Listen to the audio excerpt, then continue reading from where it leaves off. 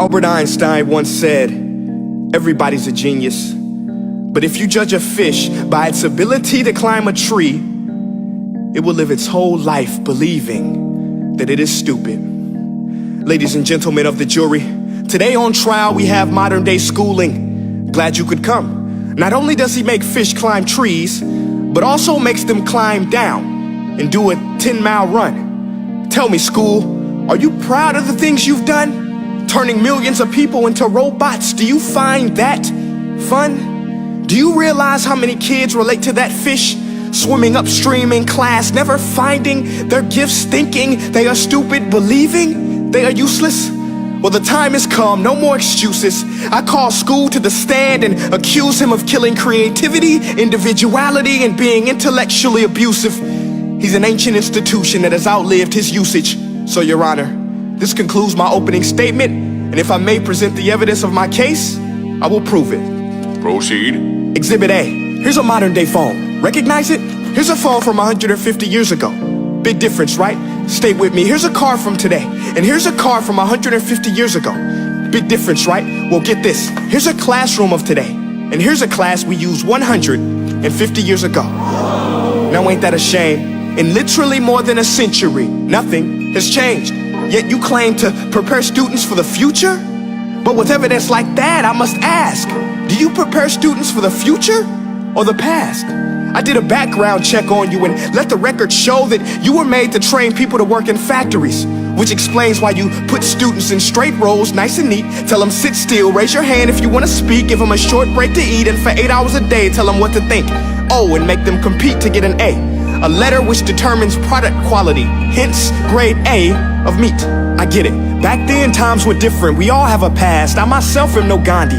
But today, we don't need to make robot zombies. The world has progressed. And now we need people who think creatively, innovatively, critically, independently, with the ability to connect. See, every scientist will tell you that no two brains are the same. And every parent with 2 or more children will confirm that claim. So please explain why you treat students like cookie cutter frames or snapback hats, giving them this one-size-fits-all crap. Watch your language. Sorry, Your Honor, but if a doctor prescribed the exact same medicine to all of his patients, the results will be tragic. So many people would get sick, yet when it comes to school, this is exactly what happens, this educational malpractice, where one teacher stands in front of 20 kids, each one having different strengths, different needs, different gifts, different dreams, and you teach the same thing the same way? That's horrific. Ladies and gentlemen, the defendant should not be acquitted. This may be one of the worst criminal offenses ever to be committed. And let's mention the way you treat your employees. Objection. Overruled. I want to hear this. It's a shame. I mean, teachers have the most important job on the planet, yet they're underpaid? No wonder so many students are short-changed. Let's be honest, teachers should earn just as much as doctors, because a doctor can do heart surgery and save the life of a kid, but a great teacher can reach the heart of that kid and allow him to truly live. See, teachers are heroes that often get blamed, but they're not the problem. They work in a system without many options or rights. Curriculums are created by policymakers, most of which have never taught a day in their life. Just obsessed with standardized tests. They think bubbling in a multiple choice question will determine success. That's outlandish. In fact, these tests are too cruel to be used and should be abandoned, but don't take my word for it. Take Frederick J. Kelly, the man who invented standardized testing, who said, and I quote, "These tests are too cruel to be used and should be abandoned." Ladies and gentlemen of the jury, if we continue down this road, the results will be lethal. I don't have much faith in school, but I do have faith in people. And if we can customize healthcare, cars, and Facebook pages, then it is our duty to do the same for education, to upgrade it, change it, do away with school spirit, because that's useless. Unless we're working to bring the spirit out of each and every student, that should be our task.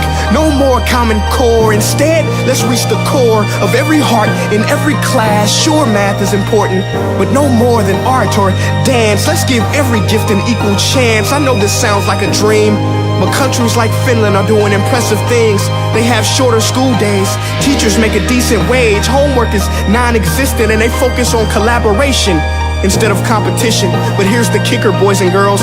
Their educational system outperforms every other country in the world. Other places like Singapore are succeeding rapidly. Schools like Montessori, programs like Khan Academy. There is no single solution, but let's get moving. Because while students may be 20% of our population, they are 100% of our future. So let's attend to their dreams, and there's no telling what we can achieve. This is a world in which I believe, a world where fish are no longer forced to climb trees. I'll rest my case.